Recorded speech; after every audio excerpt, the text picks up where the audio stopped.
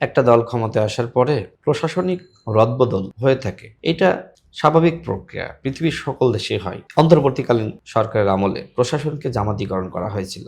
BNP সরকার ক্ষমতায় এসে কি ওই জামাতিকরণ করা প্রশাসন দিয়ে কাজ করাতে পারবে? আর বিরোধী দলের সাথে আলোচনা হবে কোথায়? সংসদে। দেশ পরিচালনা করা, সরকার চালানো, এই জন্য তাদের কথা শুনে তাদের লোকজন বিভিন্ন জায়গায় বসানো বা বসিয়েছিল তাদেরকে রেখে দেওয়া, এইভাবে তো আসলে বিএনপি সরকার চালাতে পারবে না। এই যে আন্তর্জাতিক অপরাধ ট্রাইব্যুনালের যিনি চিফ প্রসিকিউটর ছিলেন, তিনি তো একটি দলের নেতা ছিলেন, এবি পার্টির নেতা ছিলেন। আর এবি পার্টি জামাতের সাথে নির্বাচন করেছে, তাই না? তাদের ভিতরে আদর্শিক মিল ছিল বলেই তো তারা একসাথে নির্বাচন করেছে। তার মানে তিনি নিরপেক্ষ নন, তিনি একটা দলের নেতা ছিলেন। ঢাকা বিশ্ববিদ্যালয়ের ভিসি, তিনিও জামাত শিবিরের রেফারেন্সে নিয়োগ পেয়েছিলেন। এনসিপি তাকে নিয়োগ দিয়েছিল, নাহিদ ইসলামরা তাকে নিয়োগ দিয়েছিল। RICL TMX, যুগের পর যুগ স্থাপনা থাকে মজবুত। বিভিন্ন বিশ্ববিদ্যালয়ের ভিসিদেরকে এইভাবেই নিয়োগ দেওয়া হয়েছে। তো এই ভিসিদেরকে কি বিএনপি রেখে দিবে? রেখে দিয়ে কি আসলে প্রাতিষ্ঠানিক শৃঙ্খলা বজায় রাখা সম্ভব?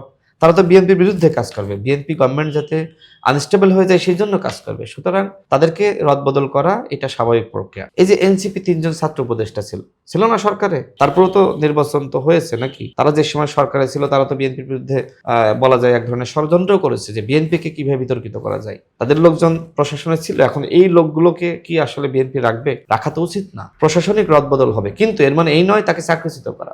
তাকে আর এক জায়গায় দিবে, ডিসিশন মেকিং এর জায়গায় হয়তো তিনি থাকবেন না, অন্য যে পজিশনে থাকবে, একই র্যাঙ্কে, হ্যাঁ, একই বেতনে, একই সম্মানে। তো এটা বুঝতে হবে, এটা পৃথিবীর সকল দেশে হয়। প্রশাসক নিয়োগ দেওয়া হয়েছে, এই মুহূর্তে তার স্থানীয় নির্বাচন দেওয়া যাচ্ছে না, যেহেতু মাত্র জাতীয় নির্বাচন হলো, সময় তো লাগবে। কিন্তু ওই যে এজাজ সাহেব, যিনি জাতীয় নাগরিক কমিটির নেতা ছিলেন, তাই না, মানে এনসিপির নেতা ছিলেন বলা যায়, তো তাকে কি উত্তরের প্রশাসক হিসেবে বিএনপি রাখবে? যেখানে যাদেরকে দায়িত্ব দিয়েছে রাষ্ট্র পরিচালনা করার জন্য, একটা মিনিমাম সময় পর্যন্ত দায়িত্ব তো পালন করতে হবে। তো আমি আশাবাদী যে বিএনপি অবশ্যই ভালো করবে, বিএনপির হাত ধরেই বাংলাদেশের পরিবর্তন হবে।